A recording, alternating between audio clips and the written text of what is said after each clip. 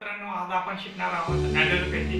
तर नेमकं ॲलोपॅथी काय हे आपण जाणून घेण्याचा प्रयत्न करणार आहोत. तर ॲलोपॅथी म्हणजे काय, तर ते असे केमिकल्स आहेत की ते अदर प्लांट जसं जवार आहे, बाजरा आहे, भुईमुग आहे, त्यांच्या वाढ आणि विकासाला काय ते इनहिबिट करण्याचं काम करतात. त्याला ॲलोपॅथी असं म्हटलं जातं. आणि हे जे वीड्स आहेत ते अनवॉन्टेड आणि अनडिझायरेबल प्लांट म्हणून ह्याची ओळख आहे, जे शेतकऱ्याच्या काही कामाचे आणि हिताचे नाहीत.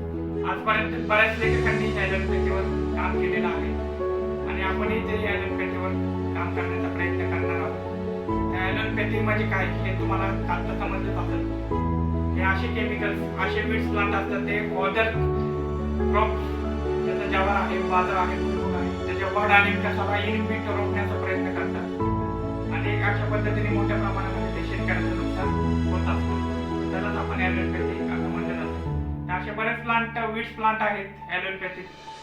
त्यामध्ये ल्युकस लॉंगिफोलिया आहे, इंडिगोफेरा कार्डिफोलिया आहे, काँग्रेस आहे, त्याला हरळ आपण सुद्धा म्हटलं जातं, पुन्हा स्टेलिंजिरा म्हणून सुद्धा आहे. असे वेगवेगळे वीड्स प्लांट आहेत ते शेतकऱ्यांच्या बांधावर होतात आणि काहीतरी ऑदर प्लांटला काहीतरी त्याच्या ग्रोथ आणि डेव्हलपमेंटच्या इनहिबिट करण्याचं